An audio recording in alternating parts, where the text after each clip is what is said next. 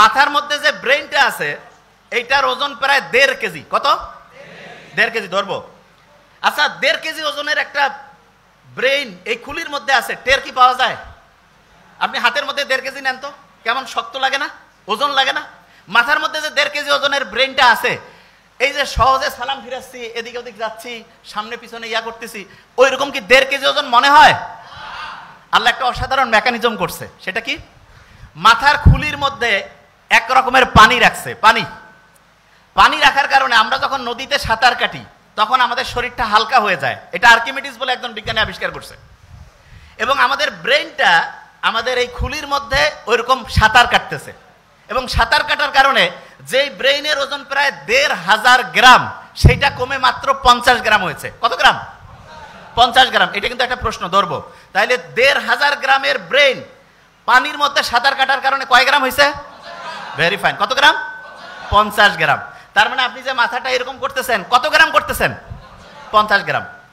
আমরা যখন মায়ের গর্ভে ছিলাম না, এই যে লাস্ট বেঞ্চ, মায়ের গর্ভে যখন ছিলাম, মায়ের গর্ভেও কিন্তু আমরা এরকম সাঁতার কাটতাম।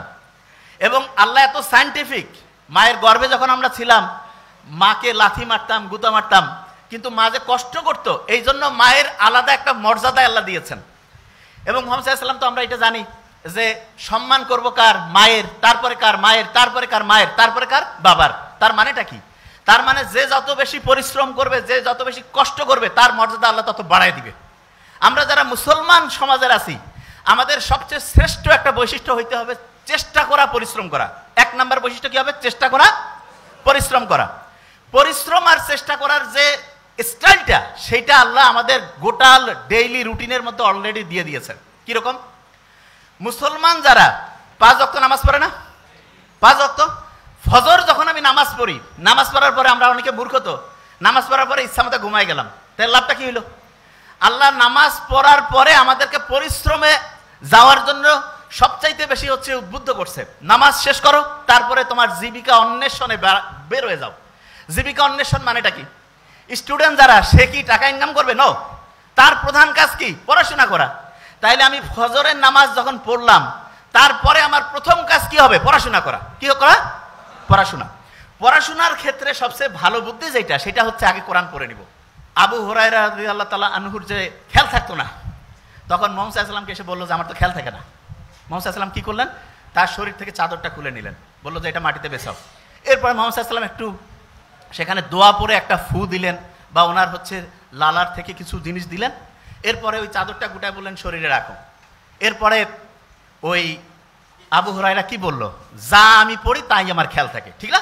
আবু হুরায়রা খেয়াল থাকতো না। তার মানে মানুষের, মুহাম্মদ সাল্লাল্লাহু আলাইহি ওয়াসাল্লামের এই যে অসাধারণ একটা মানে বরকতের পূর্ণ, অসাধারণ একটা হচ্ছে যে দোয়ার বরকতে তার স্মরণ শক্তিটা অন্য লেভেলে চলে গেছে না? তাহলে আমরা যারা এখানে স্টুডেন্টরা আছি, আল্লাহর কাছে কিন্তু মুহাম্মদ সাল্লাল্লাহু আলাইহি ওয়াসাল্লাম তো নাই, কিন্তু তার শেখানোর রাস্তায় আমরা কিন্তু আল্লাহর কাছে চাইতে পারি।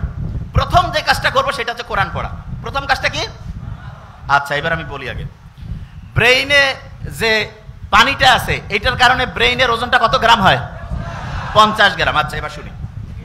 সকালে উঠে কোরআন শরীফ পড়ে যদি আমি বই পড়ি, লাভটা কি সেটাকে বুঝতে হবে। কোরআন শরীফ যখন আমি পড়বো, নিউ ইয়র্ক টাইমসের নাম শুনছি আমরা। নিউ ইয়র্ক টাইমস একটা খুব বড় রকমের হচ্ছে পত্রিকা। সেইখানে একটা আর্টিকেল ছাপানো হয়েছে এরকম যে ব্রেইনটা এমন একটা অবস্থা আছে, যে অবস্থায় পৌঁছলে পড়ে 1 ঘন্টায় 5 থেকে 10 ঘন্টার পড়া যায়। 1 ঘন্টায়, এই যে লাস্ট বেঞ্চ, ওই যে লাস্ট বেঞ্চ, 1 ঘন্টায় 5 থেকে 10 ঘন্টার পড়া যায় 1 ঘন্টায়। এবং সেই অবস্থাটা তার একটা নাম দিয়েছে। কি নাম? Flow state. কি নাম? আচ্ছা, আমি বানানটা করি, FLOW, ফ্লো স্টেট।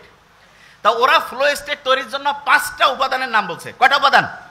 5টা উপাদান। এবং খুব মজার ব্যাপার, সেই 5টা উপাদান তৈরির জন্য যে আলাদা আলাদা 5টা কাজ আছে, সেই 5টা কাজের যে সামারি, সেই কাজটা আল্লাহর নামাজের মধ্যে কোরআন পড়লে সেই সিস্টেমটা চালু করে দিয়েছে। বুঝি নাই? একজনকে বললাম যে ভাই তুমি ABCDE 5টা ওষুধ খাবা আলাদা আলাদা। আর একজনকে বললাম যে ভাই তোমার 5টা ওষুধ আলাদা খাওয়ার লাগবে না, জাস্ট একটা ছোট্ট ট্যাবলেট আছে, সেইটার মধ্যে 5টার সব কানেকশন আছে। কোনটা বেশি দামি হইল? বুঝি নাই? একজন ডক্টরের কাছে গেছে, 5টা আলাদা আলাদা ওষুধ দিছে। আর একজনের কাছে গেছে, বলছে তোমার এই 5টা খাওয়া লাগবে না, একটা খাইলেই 5টার কাজ করবে। তাহলে কোনটা বেশি ভালো ডাক্তারই হইল? ওই একটা কাজ হচ্ছে নামাজ পড়া, কোরআন পড়া। কোন কাজ? বুঝি না, বিশ্বাস করি না তো আমরা। কারণ কি আমি জানি, বিশ্বাস আমরা করি না যে নামাজ পড়লে, কোরআন পড়লে যে ব্রেইনটা ফ্লো স্টেটে আসে, এটা আমরা বিশ্বাস করি না। কারণটা কি সেটা বলি। ব্রেইনের মধ্যে 2 রকমের নিউরন আছে। কয় রকমের? 2 রকম। আমার এটা ডান হাত না, এটা কি হাত? এরকম 2 রকমের নিউরন আছে। এক রকমের নিউরন আমি যদি ভালো চিন্তা করি সেটাতে সে হেল্প করবে, শুনতেছি। আরেক রকমের নিউরন আমি যদি খারাপ চিন্তা করি সেটাতে সে হেল্প করবে। তার মানে আমি যে এরকম চিন্তা করবো সে সেরকম করে কাজ করবে। তাহলে আমি যদি চিন্তা করি যে আমার ব্রেন অসাধারণ, তাহলে ভালো পক্ষের যে নিউরন সেটা হচ্ছে তোমাকে সফল করার জন্য সে পজিটিভলি কাজ করবে। আর আমি যদি চিন্তা করি না আমার ব্রেন ঠিকভাবে কাজ করে না, আমার মাথার মানে হচ্ছে শক্তি কমে গেছে, আমার খেয়াল থাকে না, তাহলে ওই নিউরন, যে নিউরনটা খেয়াল না রাখতে তোমাকে হেল্প করবে, সেইটা কাজ করবে। তাহলে আল্লাহ যে সবসময়, ইসলাম যে বলছে যে তুমি সবসময় ভালো চিন্তা করো, ভালো কথা বলো, ভালো উপদেশ দাও, এইটাতে আমাদের কি পজিটিভ ভালো কাজ করে, সেই নিউরনগুলো কাজ করে না খারাপ কাজ করে? সেটা কোনটা? ভালো কাজ। তাইলে আমি ভালো কথা বললে, অন্যের উপকার করলে, ভালো চিন্তা করলে আমার পজিটিভ নিউরনগুলো কাজ করবে না নেগেটিভ গুলো? পজিটিভ। একজন যে অসাধারণ হয় তার কি নেগেটিভ নিউরন কাজ করে না পজিটিভ? পজিটিভ। আচ্ছা, এবার এই যে